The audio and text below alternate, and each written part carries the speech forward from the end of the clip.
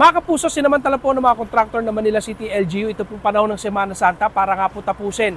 Ito pong itilalagay na flood control system sa paligid ng Manila City Hall.